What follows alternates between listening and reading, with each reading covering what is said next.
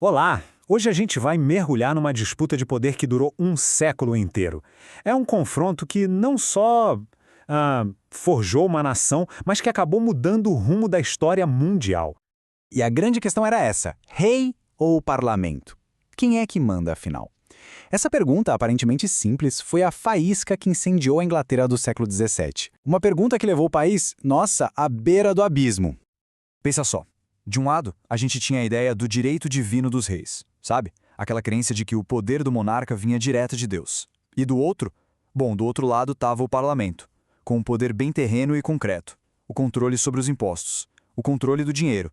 Era óbvio que isso ia dar problema, né? Um choque inevitável. Ok, então vamos entender direitinho de onde veio todo esse conflito. Tudo começa quando uma nova dinastia assume o poder, os Stuarts, que tinham uma visão, digamos, bem inflexível sobre o que significava ser rei. Os reis dessa dinastia, o Jaime I e depois o filho dele, Carlos I, eles tinham uma certeza absoluta na cabeça. A única pessoa a quem deviam satisfação era Deus. E ponto final. Um parlamento composto por meros mortais, para eles não tinha valor. Desafiar o rei, na cabeça deles, era a mesma coisa que desafiar Deus em pessoa. E as tensões, olha, eram um verdadeiro barril de pólvora. A gente tinha briga por dinheiro, disputa por poder político e, claro, o ingrediente mais explosivo de todos, a religião. Pensa bem, a Inglaterra era um país majoritariamente protestante. E a suspeita de que os Stuarts, no fundo, eram simpáticos ao catolicismo, isso gerava um medo e uma desconfiança constantes. E o Carlos I, ele realmente esticou a corda. Chegou ao ponto de governar por 11 anos sem sequer convocar o parlamento. Esse período ficou até conhecido como a tirania pessoal. Só que aí, né, a vida cobra. Ele precisou desesperadamente de dinheiro para bancar uma guerra lá na Escócia e adivinha a quem ele teve que recorrer? Exato, teve que chamar seus maiores adversários de volta ao jogo. A partir daí, o confronto era só uma questão de tempo. Pois é, e toda essa tensão política finalmente explodiu. A panela de pressão não aguentou. A Inglaterra mergulhou numa guerra civil terrível, uma nação, literalmente, em guerra contra si mesma. E o país se partiu no meio. De um lado, a gente tinha os realistas, também chamados de cavaleiros, que apoiavam o rei Carlos I e a ordem tradicional das coisas. Do outro lado, os parlamentaristas, conhecidos como cabeças redondas. Esses eram liderados por um cara chamado Oliver Cromwell, e tinham o apoio dos proprietários de terra, da burguesia. Foi uma divisão trágica, sabe? Famílias inteiras, amigos de longa data, de repente estavam em lados opostos do campo de batalha. E o que foi a grande virada de jogo para os parlamentaristas? Foi uma inovação militar. O novo exército modelo criado pelo Oliver Cromwell. Esse não era um exército comum, era uma força profissional, onde a promoção vinha por mérito, não por ter um sobrenome chique. E mais, eles eram unidos por uma fé puritana muito forte. Então, eles não lutavam só por um salário ou por um comandante. Eles lutavam pelo que acreditavam ser uma causa divina.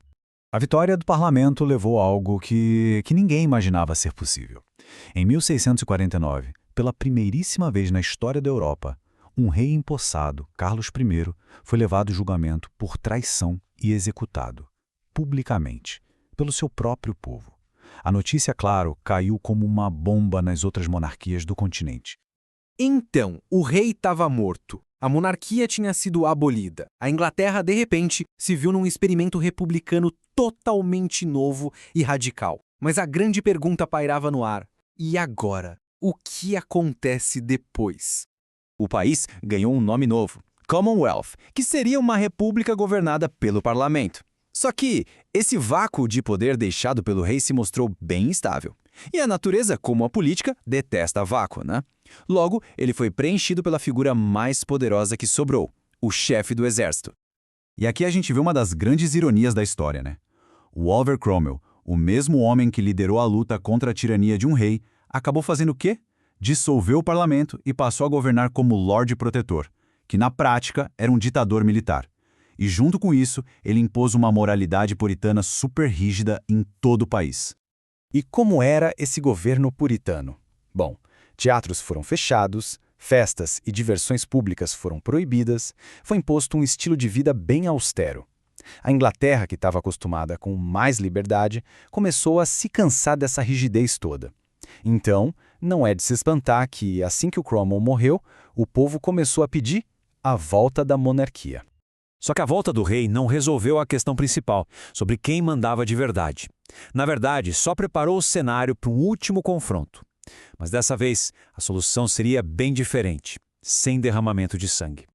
E o problema voltou com tudo com o rei Jaime II. Ele era católico declarado e começou a fazer tudo de novo: desafiar as leis, ignorar o parlamento, favorecer o catolicismo. Para a elite protestante, era um pesadelo se repetindo. E eles definitivamente não queriam passar por outra guerra civil. Então, em vez de pegarem armas, o parlamento teve uma ideia, uma solução política. Eles fizeram um convite. Convidaram o protestante Guilherme de Orange, que era genro do rei, para invadir a Inglaterra e assumir o trono. E deu certo. Assim que o Guilherme pisou em solo inglês, o apoio ao Jaime II simplesmente evaporou. O rei fugiu para a França sem nem lutar. Foi uma troca de poder, super rápida e praticamente sem uma gota de sangue. E essa Revolução Gloriosa, como ficou conhecida, foi muito mais do que só trocar um rei por outro. Ela estabeleceu um conjunto de regras totalmente novo. Um novo modelo de poder que ia definir o futuro da Inglaterra. No final das contas, o parlamento tinha vencido a queda de braço. Essa vitória do parlamento foi, digamos, selada num documento que se tornou um dos mais importantes da história, a Declaração de Direitos, a Bill of Rights de 1689. E a importância desse documento vai muito além da Inglaterra. As ideias dele ecoaram pelo mundo todo através dos séculos.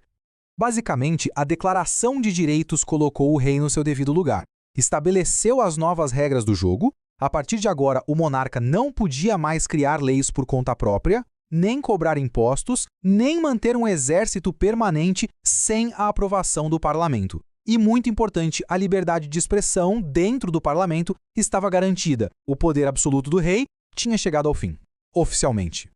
E tudo isso pode ser resumido numa frase perfeita: o monarca reina, mas não governa.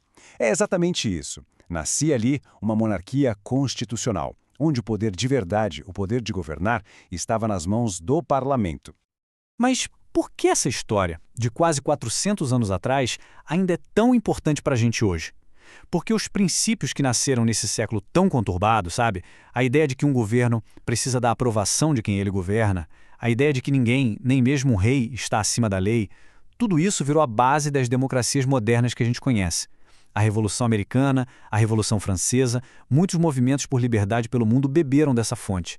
No fim das contas, aquele debate entre o poder do Estado e os direitos das pessoas que aconteceu lá na Inglaterra do século XVII é um debate que continua vivíssimo em todo o mundo até hoje.